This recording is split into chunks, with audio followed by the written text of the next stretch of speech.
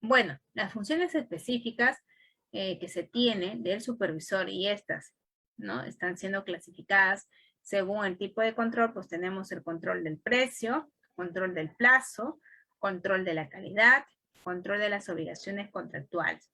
Cuando hablamos del control del precio, nos estamos refiriendo al que el supervisor tiene que verificar tus valorizaciones. Y dentro de las valorizaciones va a tener que verificar los adelantos, las amortizaciones, los avances de la obra, los reajustes, los deductivos, también tiene que hacer la verificación de mayores gastos generales, también la verificación de las garantías y la liquidación del contrato, ¿no? Esto está dentro del control de precios. Dentro del control de plazos tiene que verificar los calendarios de avance de obra y de adquisición de materiales, control de avance programado versus ejecutados, las ampliaciones de plazo, las aplicaciones de penalidades. Dentro del control de calidad, tiene que hacer una verificación y revisión, en primer lugar, de su expediente técnico, ¿no? Para que vea esta compatibilidad entre lo que está en campo con lo que está en el expediente técnico. Verificar el cumplimiento del expediente técnico de la obra. También hacer un control de los procesos constructivos. Control de la calidad de materiales. Control de la calidad de instalaciones. Control de ensayos y pruebas. Control topográfico, control de la calidad de trabajos ejecutados, control de la maquinaria, control del personal idóneo. Como ustedes pueden ver, acá vamos a controlar todos los recursos participantes en la obra. Pues sabemos que en una obra tenemos pues los recursos mano de obra, materiales y maquinaria y equipos. Entonces nosotros vamos a verificar el cumplimiento de esos tres parámetros, ¿no? Y además de ello, como también se menciona, de los ensayos, de las pruebas, ¿no? De todo lo que refiera a la ejecución, ¿no? Del proyecto. Luego tenemos que también el supervisor hace el control de las obligaciones contractuales, ¿no? Por ejemplo, tiene que hacer la verificación de la seguridad, de las normas específicas. También tiene que hacer la verificación del impacto ambiental, tiene que también estar ahí permanente, verificar los permisos y licencias, de ser el caso y si se merita, de los restos arqueológicos, reconocimientos del área del proyecto, presentación de informes quincenales, mensuales, de control de calidad, por adicionales, por ampliaciones de plazo, entre otros, de documentos también necesarios para iniciar la obra y participar en la entrega del terreno. También utilizar el cuaderno de obra, ¿no? Ahora digital, ¿no? Porque también en algunos casos siguen manejando físico, pero más que todo ahora es el tema digital. ¿Cuáles son las funciones y limitaciones del supervisor de la obra? Pues las funciones que tiene el supervisor, ya un poquito lo hemos mencionado, pero el supervisor tiene la función de velar directamente y de manera correcta y permanente por la ejecución de la obra y cumplimiento del contrato. También el de realizar el control técnico de la obra, de los materiales, de los procesos constructivos, de los ensayos, entre otros. Asimismo, realizar el control de plazos, control documentario. Y también realizar el control de valorizaciones, adelantos y valorizaciones, ¿no? Que correspondan. Puede disponer cualquier medida urgente también en la obra, ¿ya? Dentro de las limitaciones decimos que el supervisor o inspector no puede modificar el contrato. En ningún caso efectuará pagos a terceros, ni aceptará pagos indirectos de terceros. ¿Cuáles son los alcances sobre la inspección o supervisión de obras? Para que inicie el plazo de ejecución de obra, la entidad debe notificar al contratista quién es el inspector o supervisor de la obra. Otro de los alcances es que se contratará un inspector o equipo de inspectores si el presupuesto no supera el límite establecido en la ley del presupuesto anual. En caso contrario, se contratará un supervisor de obra. El inspector es un profesional, funcionario o servidor designado por esta, mientras que el supervisor es una persona natural o jurídica especialmente contratada para dicho fin.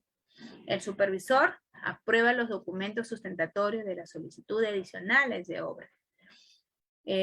Revisa el informe técnico sobre el expediente técnico presentado por el contratista y verifica la oportunidad de otorgamiento de adelantos para materiales e insumos.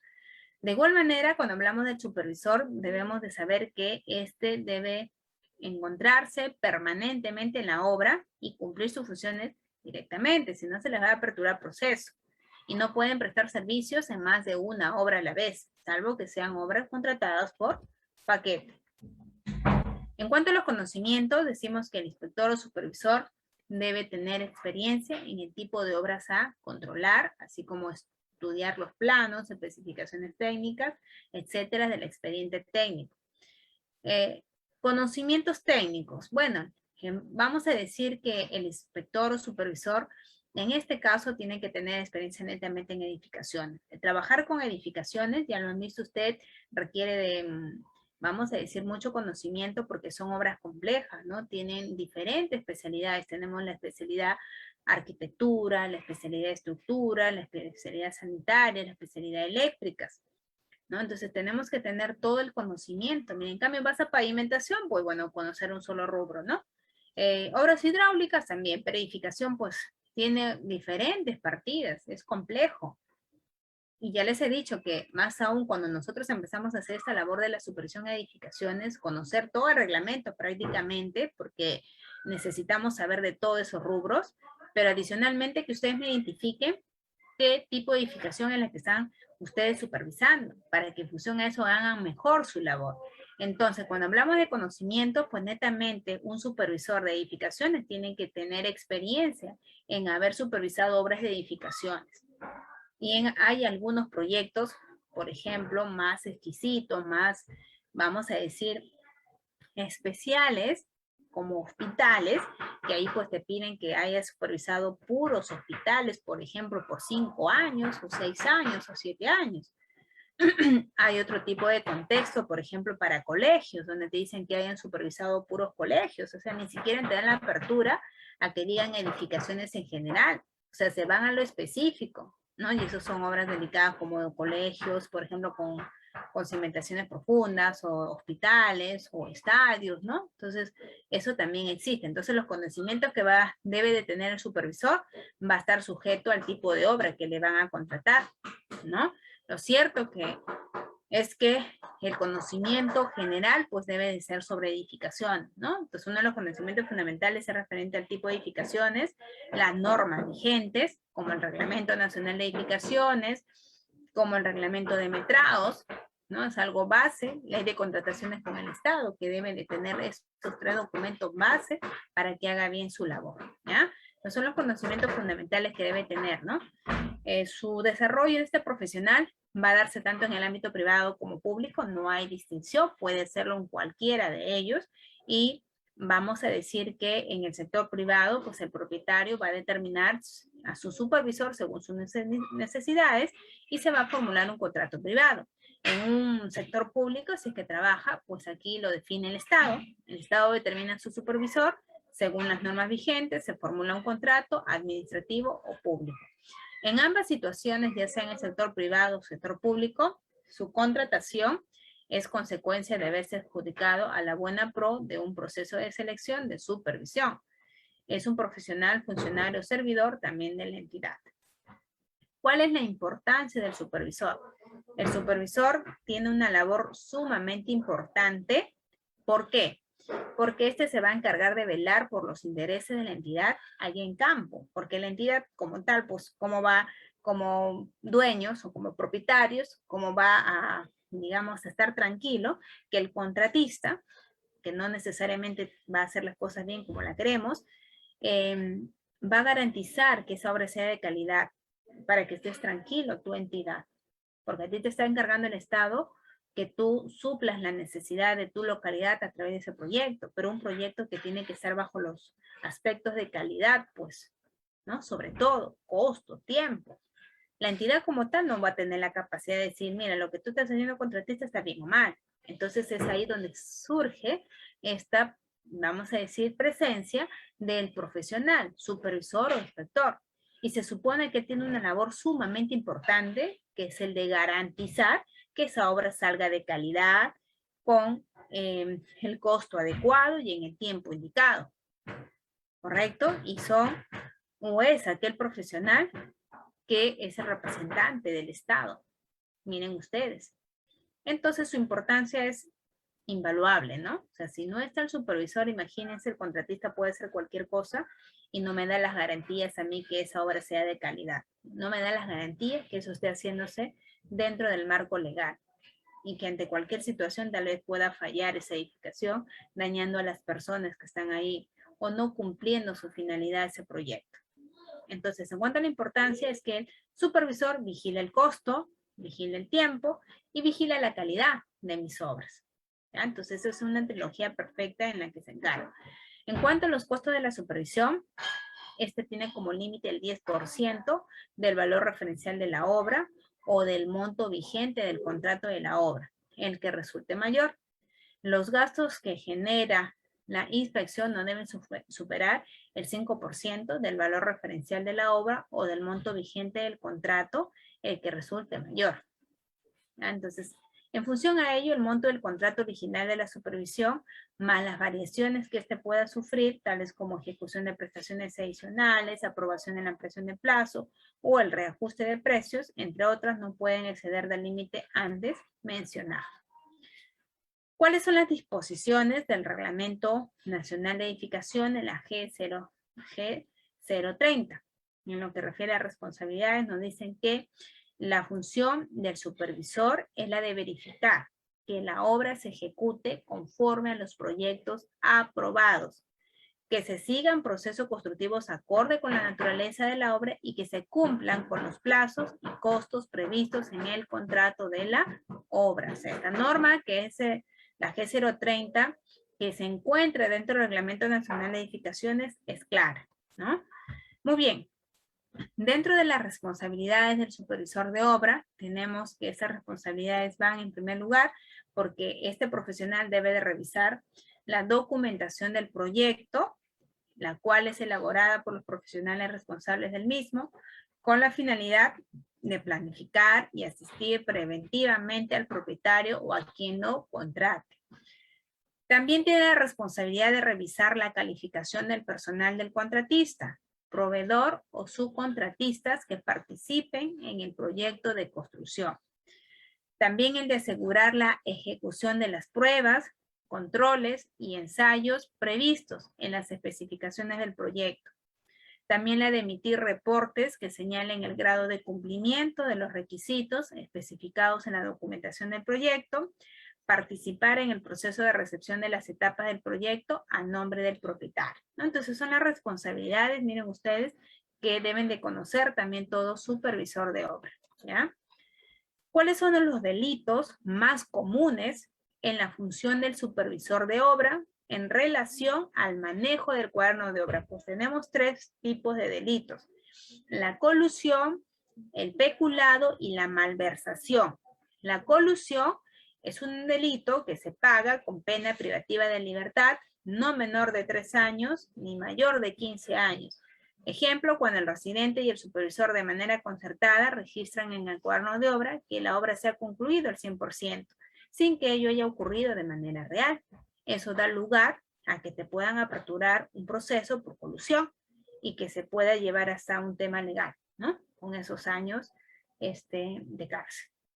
El peculado es un delito que se paga con pena privativa de la libertad no menor de 2 años ni mayor de 8 años, por ejemplo, cuando se registra el ingreso de materiales al almacén de obra sin que ello haya ocurrido, generando el pago al proveedor por la irreal entrega de los bienes registrados en el cuaderno de obra.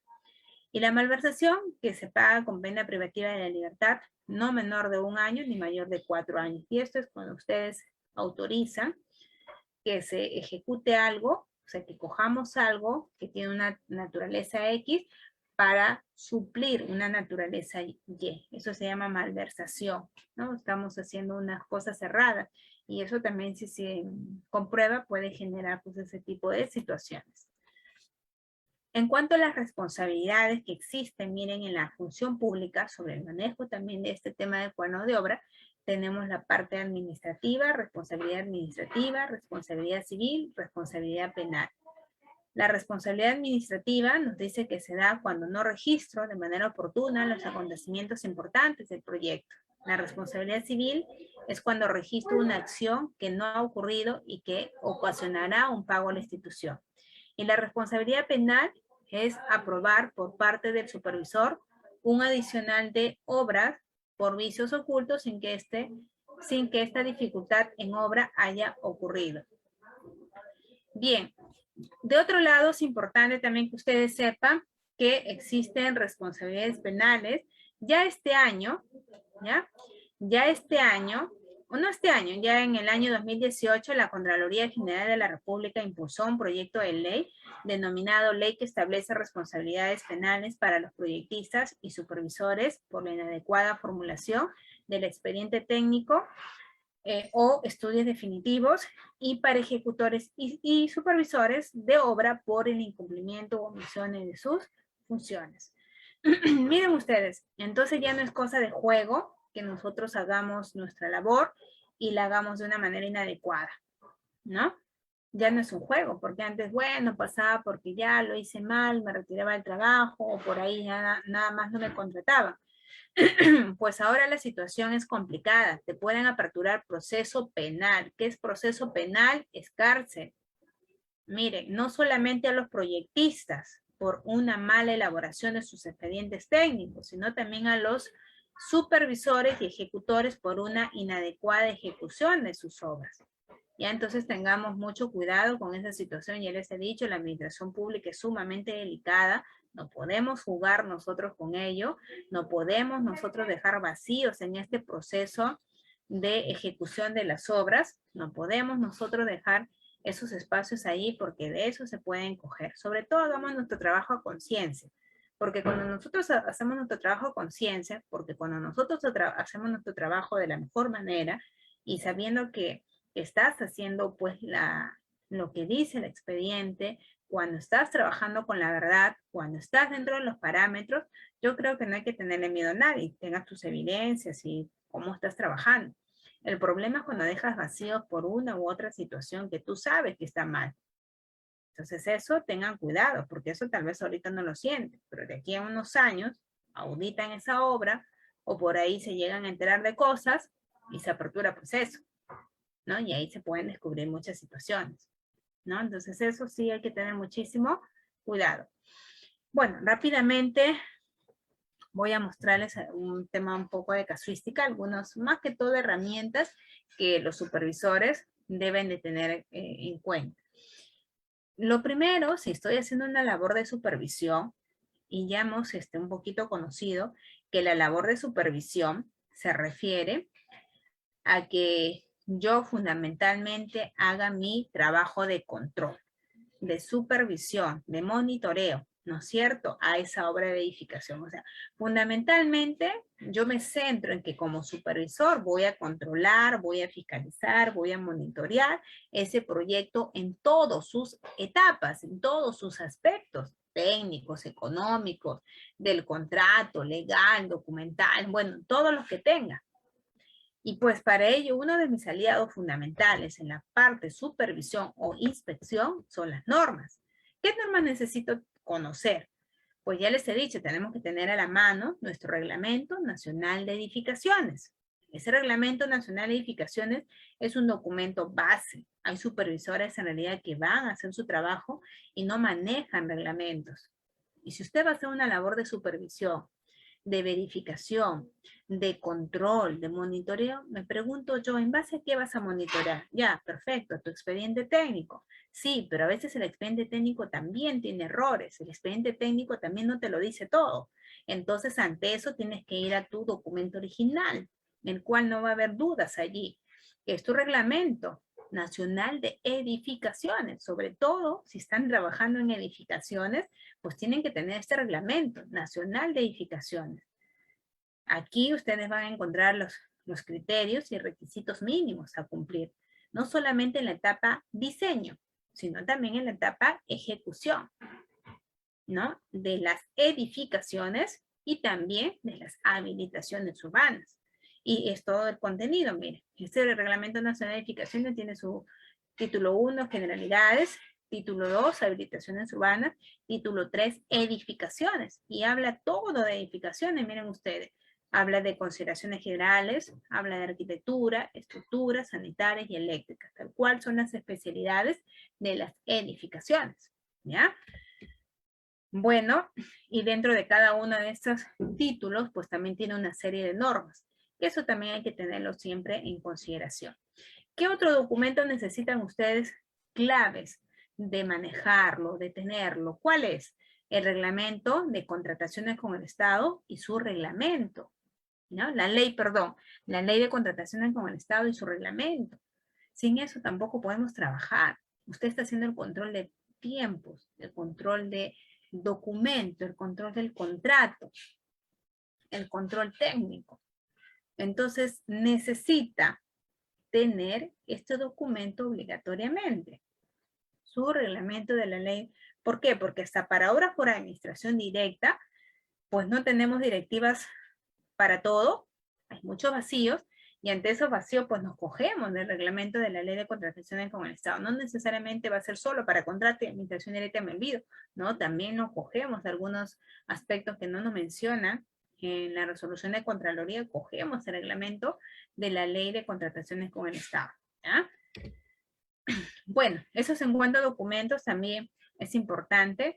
Si bien es cierto, en la fase de ejecución no lo necesitamos mucho porque ya tenemos el expediente, pero sí es importante también siempre evocarlo, tenerlo en consideración, que es su reglamento de metrados para obras de edificación y habilitaciones urbanas, ¿no? ¿Por qué? Porque sobre todo hay mucho error en las partidas iniciales, obras provisionales, trabajos preliminares, seguridad y salud, hay mucho error, sobre todo en las unidades de medición, algo tan sencillo que parecería, pues hay demasiado error. Y eso hace que a veces se traduzca en situaciones que cuando estamos ya en el proceso de valorizar, de liquidar, ¿no? O sea, una situación propiamente de la ejecución, pues nos hacemos un mundo, no sabemos cómo salir. Entonces comienza a desesperar, ingeniero, ¿qué hacemos? ¿Dónde vamos? Le digo, pero anda tu reglamento de metrados te va a decir cuál es la unidad de medida correcta y ciñete a eso. ¿Por qué colocar otras medidas que no corresponden?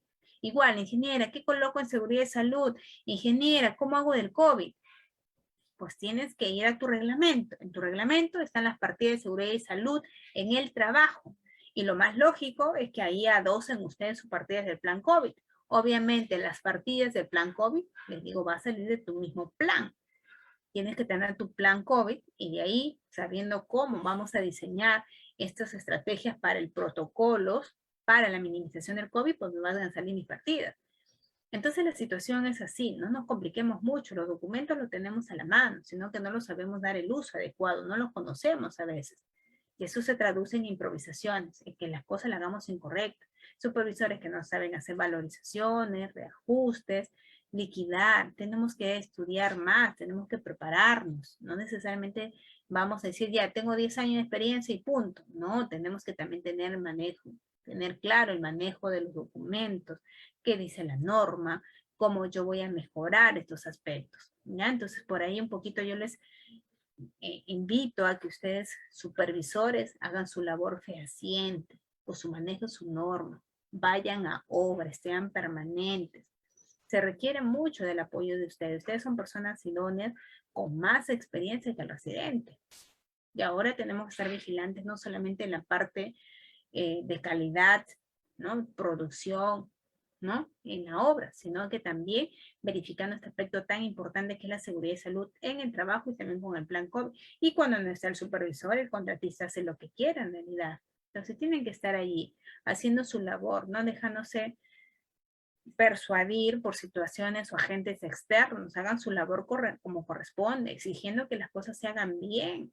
Da una tristeza ver obras en realidad que no tienen pies ni cabeza. Yo digo, bueno, el residente o el contratista puede hacer lo que quiere, pero está un supervisor, que es el que está ahí velando por los intereses de la entidad, del Estado, de todos los peruanos, porque eso es una obra pública. Y no puede permitirse que por un interés personal del supervisor, que no digo que todos sean así, pero ya se les, como se dice, se les paga para que no, digamos, pongan trabas a nada, pues hagan cualquier cosa. Porque miren, toda la plata que les puedan pagar, no se compara con todo el daño que más adelante ustedes puedan recibir por eso. Sobre todo la conciencia, ¿no? De que yo preferí mis intereses personales al intereses de todos los peruanos. Bueno, si quieren lo hacen, nadie acá está para juzgar, pero lo que debe prevalecer es el sentido común, que hagamos las cosas bien. Sobre todo ustedes supervisores, que tienen una labor sumamente importante de que se respeten las cosas, de que se hagan las cosas bien, de que tengamos una obra de calidad, donde no se haya perjudicado presupuesto ni plazo y sobre todo a la población. Tenemos que un poquito más centrarnos en eso, ¿ya? Muy bien, ya yo les dejo, bueno, vamos a quedarnos hasta ahí. Hay una información adicional que está acá en la presentación que se refiere a los controles, alguna experiencia más que se tienen en edificaciones, sobre todo cómo podrían hacer su control técnico, pues yo les voy a dejar todo el material allí para que ustedes en cualquier momento también lo puedan ahí repasar y un poquito compartirles esa experiencia que está acá en mi presentación, ¿sí? Ya son las 8:20, así que no me quedo presta a poder escucharles sus preguntas, consultas que tengan y de esa manera poder contestarles, ¿sí? Muchísimas gracias.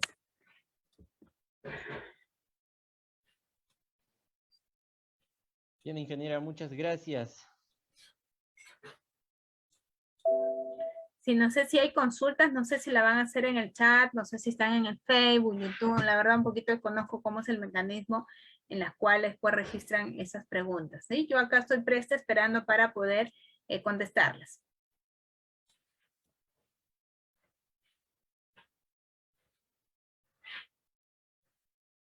A ver, un momento, ingeniera, estamos buscando las preguntas.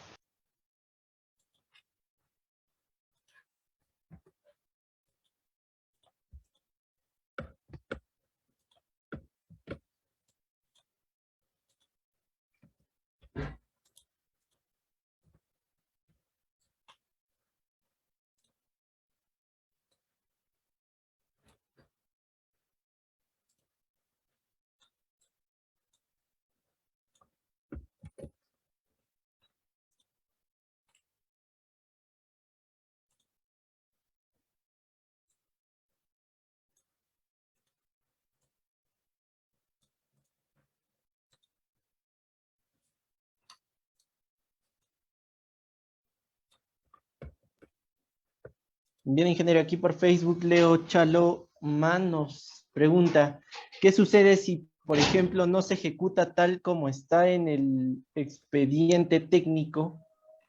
¿Cambian de beneficiarios en un sistema de agua potable y unidades básicas de saneamiento? No le entendí bien la pregunta, o sea, ¿qué sucede cuando? A ver, por favor, si la repite. Nos pregunta, ¿qué sucede si, por ejemplo, no se ejecuta tal como está en el expediente técnico? Ya. A ver, cuando un proyecto no se ejecuta tal cual nos dice el expediente técnico, se tiene que registrar en el cuaderno de obra, porque de hecho un expediente técnico puede sufrir todas las modificaciones, ¿no? O sea, digamos, va a ser un poquito complicado, o sea, va a ser un poco ilusorio, vamos a decirlo así, que un expediente técnico se cumpla 100%, ¿no? Tal cual está diseñado. Cuando vamos a la ejecución, pues hay una serie de cosas que hacen que el expediente técnico no se cumpla tal cual. Y eso vamos a decir que no está bien ni mal, ¿no? Son circunstancias que se presentan, a veces mejores que tenemos que hacer porque el expediente estuvo pues con deficiencias, o a veces situaciones como la que pasa, que hay que cambiar de beneficiarios, o hay que aumentar, o tuve la posibilidad de disminuir, qué sé yo. Entonces eso va a pasar y bastante en el proceso de ejecución. Y lo único que tenemos que hacer es dejar constancia, primero de repente hacer la consulta al proyectista, si quieren ustedes, vamos a decir como residente y supervisor, dejar constancia que ustedes están actuando previa una opinión técnica, entonces básicamente allí hay que hacer la consulta al proyectista por si existe alguna duda y ustedes no quieran solitos hacer esos cambios, y hay que registrarlo en el cuaderno de obra bajo una sustentación técnica. Siempre que haya una sustentación técnica, no hay ningún problema que se pueda hacer el cambio. La cosa es que se cumpla la finalidad del contrato, que se cumpla la metafísica del proyecto. O sea, después lo demás puede ocurrir, el reglamento, las normativas nos dan esa apertura y lo único que hay que identificar pues es el cumplimiento de metas físicas, que no perjudiquemos la calidad de la obra, ¿no? Básicamente eso tenemos que cuidarnos. Bien, ingeniera, aquí también Davis Díaz Gamonal nos dice, yo he escuchado sobre que también existe otra forma de ejecutar obras y son las APP, Asociación Público-Privadas. ¿Nos podría comentar un poco más de ello? Sinceramente no he escuchado ese tipo de obras, así que no podría dar comentarios, no lo he escuchado. La verdad, sí, puede ser que estén, digamos, dándose ese tipo de situaciones, ¿no? Pero sinceramente desconozco esa forma de ejecución que menciona el estudiante. Ya. Y la otra es, cuando existen placas en una edificación, ¿necesariamente toda la cimentación tiene que ser cimiento armado o solo se podría hacer zapatas para columnas y una parte de cimiento armado solo para las placas? Lo que pasa es que las placas necesitan cimentación corrida porque son muros. Entonces, cuando usted tiene una cimentación corrida, pues tiene que tener, o cuando tiene un elemento estructural, una superestructura continua, o sea, a lo largo, necesita una cimentación también a lo largo. Entonces puede ser como una zapata corrida, puede ser de repente una platea de cimentación, ¿no? Puede darse esa serie de situaciones, ¿no? Un cimiento reforzado, que también se llama, pero no va a ser zapatas puntuales, aisladas, pues porque no sería conveniente. Entonces, si el muro es a lo largo, entonces necesito, nuevamente le refiero, una cimentación a lo largo, que puede ser una zapata corrida, un cimiento reforzado o una platea de cimentación, ¿no? Y las columnas que se van a colocar, pues también van a ir inmersas en la cimentación, pues, ¿no? De lo que se haya colocado, ¿no? Puede ser dentro de lo que es el cemento reforzado, dentro de la platea de cimentación o lo que yo haya colocado. Bien, ingeniera, muchas gracias. Esas son algunas de las preguntas que hemos encontrado por ahora. Ok. Bueno, finalmente, ya como mensaje final, en primer lugar agradecer a Dios por la oportunidad que me da de poder compartir este conocimiento en estos espacios, que es una de las mejores cosas, creo yo, que nos ha dejado la pandemia, la virtualidad, digamos, pasar estas barreras, ¿no? Creo yo que eso es una de las cosas importantes de resaltar y siempre pues instarlos a que cuando nosotros hagamos esta labor de supervisión, pues como ya les mencionaba, hagámoslas a conciencia. No dejemos que por ninguna manera primen los intereses personales a los intereses de toda una comunidad. Siempre hay que tener eso allá, que nosotros los ingenieros tenemos esa función de mejorar calidades de vida, de hacer obras para poder mejorar estas condiciones, ¿no? Pero entonces hagámoslos de calidad, hagámoslos bajo los parámetros cuando dicen las normas, porque también ellos se merecen lo mejor y para eso estamos nosotros allí, no para perjudicarlos, no para ver nuestros intereses y ellos no me importan, ¿no? No decir, bueno, si esa no es mi casa, yo por qué lo voy a hacer bien, ¿no? O hacer las cosas por compromiso. Hagamos las cosas a conciencia. Recuerden que usted tiene una gran labor allí como supervisor, que es el velar por los intereses de todos los peruanos a través de la ejecución de esa obra. Y lo mínimo que tiene que hacer es su trabajo, su mejor trabajo, ¿no? Verificar, monitorear que eso se haga correctamente, que eso se haga bajo los estándares de calidad, ¿no? Entonces vayamos a eso, por favor, hagamos bien, ya dejemos de estar en el contexto de estar favoreciendo a contratistas y sin importarles la población. Acá lo que usted tiene que ir como supervisor es a velar por todos los intereses de los peruanos a través de esa ahorita, ¿ya? Y encima le están pagando, imagínense. Entonces, básicamente es eso. Haga uso de su norma, haga uso de toda la literatura que crea conveniente y de su conocimiento, sobre todo, para poder hacer una obra de calidad productiva, ¿no? Y eso básicamente pues tenemos que hacerlo a todo nivel, ¿sí? Bien, muchísimas gracias a la empresa ENCA también por siempre la confianza y a todos los chicos que están presentes el día de hoy por la apertura, por haberme permitido pues llegar a ustedes en este pequeño espacio, ¿no? Con este conocimiento que creo yo también les va a servir mucho. Muy buenas noches y bendiciones a cada uno de ustedes. Bien, ingeniera, muchísimas gracias. Nos reencontramos en una próxima transmisión. Sí, gracias.